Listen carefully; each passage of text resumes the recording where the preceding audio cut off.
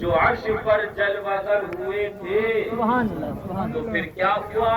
تو ہوا یہ کہ لئے نرالے طرف کے سامان. سبحان اللہ.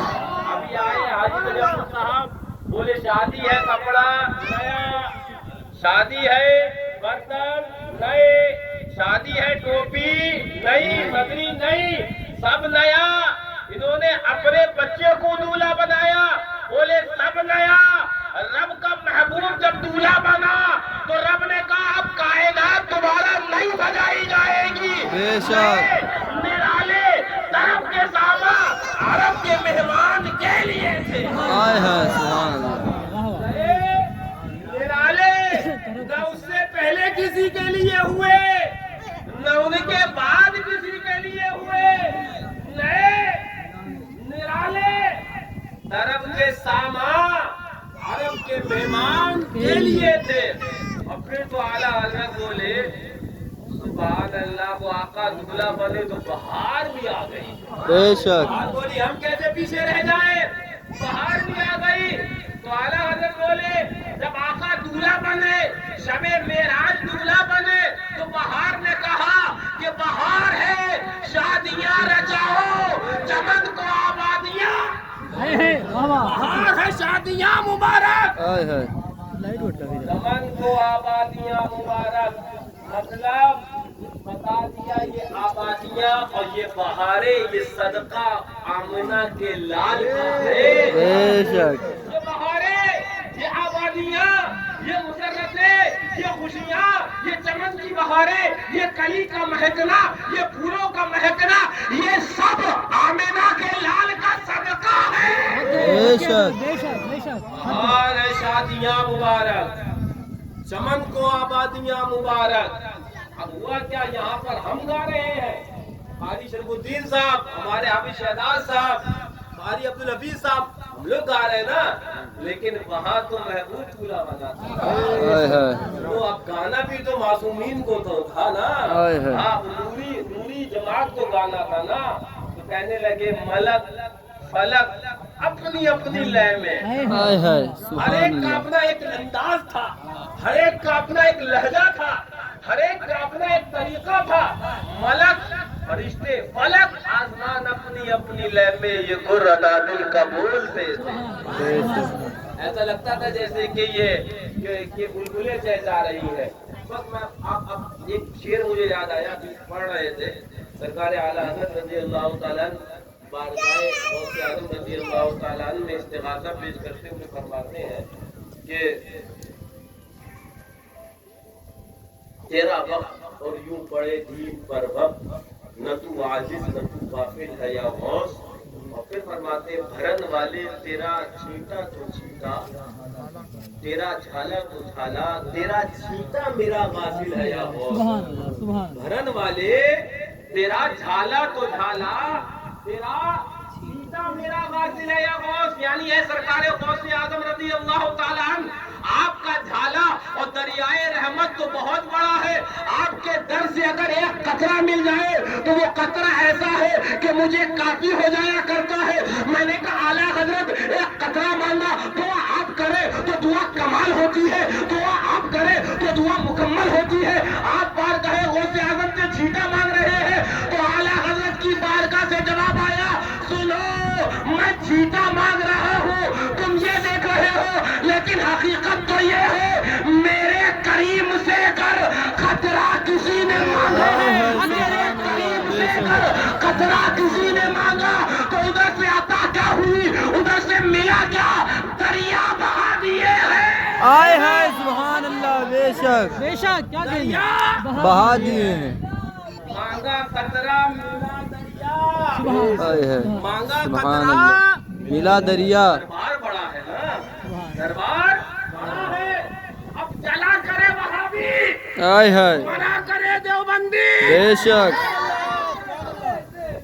ہمارے تو مزاج میں یہ ہے، حاجی تجمل صاحب نے کیا کہا، ہم تو کونین کے دولہا کی بارات میں دنیا میں بھی آئے ہیں، اسی کے ساتھ میں انشاءاللہ کل میدان قیامت میں جنت میں جائیں گے. آئے ہائے بے شک. نہ غوث اعظم کی بارات میں کوئی غدار رسول ہوگا اور نہ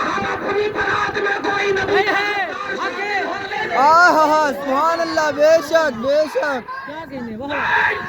بائیکاٹ جس کا صحابہ نے کر دیا، جس کا دین نے کر دیا، اس کا دین والے بھی بائیکاٹ کر دیا۔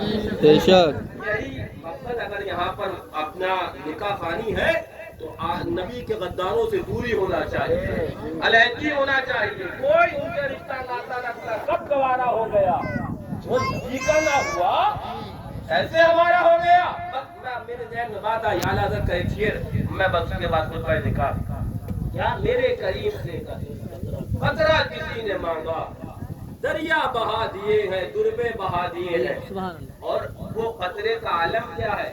تو اعلیٰ حضرت سے آگے کی بات کرنے لگتے ہیں، بولے بارگاہ مصطفیٰ میں اگر چلے جاؤ تو قطرہ جانتے ہو، تم سوچتے ہو قطرہ، تم کہتے ہو قطرہ، حالانکہ وہ تو قطرہ مانگو تو دریا بہاتے ہیں، لیکن پھر آگے بڑھے اعلیٰ حضرت اور آگے کی بات کر کے کہنے لگے تم سمجھتے ہو قطرہ، لیکن حقیقت یہ ہے جس کی 2 بوند ہے کوثر و سلسبیل۔ بے شک ایک بوند سے کوثر بن گیا، ایک بوند سے سلسبیل بن گئی، جس کی 2 بوند ہے کوثر و سلسبیل ہے وہ رحمت کا دریا۔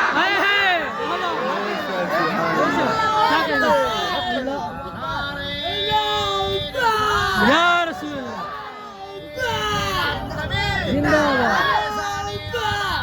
زندہ باد زندہ باد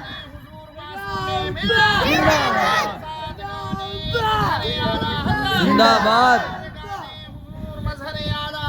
زندہ باد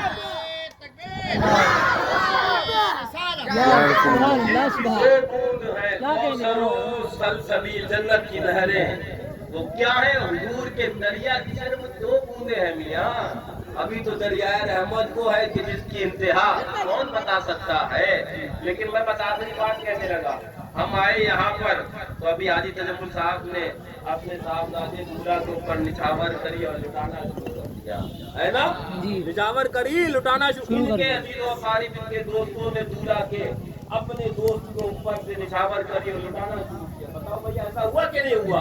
اور ابھی ہوگا بھی آگے شادی تک مکمل رخصتی تک لٹائیں گے، لیکن سنو رب نے جب اپنے محبوب کو دولہا بنایا، بے شک سبحان اللہ نچھاور تو بہت اعلیٰ ہونا تھی نا، نچھاور تو بڑی عمدہ ہونا تھی، تو اعلیٰ حضرت بولے کل میدان توجہ بس آخری بات، اعلیٰ حضرت بولے کل میدان قیامت میں جب ہم جنت میں پہنچیں گے اور بحمداللہ وسیلہ حضور ہمیں جنت بھی فردوس ملے گی، جنت میں بھی درجے ہیں نا، تو ہمیں جنت بھی فردوس ملے گی، اور فردوس میں بھی حضور کے صدقے میں کیا مقام ملے وہ پانے والے جانیں گے۔ جب جنت میں اتنا بلند مرتبہ اور ہم کو فقیر آدمی، ہمارے پاس تو پاس پلے کچھ نہیں، دیں گے کیا؟ نہ ہمارے پاس نیکیاں، ہمارے پاس تو گناہ ہی گناہ، فقیر آدمی، مقام اتنا اونچا مل گیا، رتبہ اتنا اونچا، جگہ اتنی اونچی، اتنی اعلیٰ۔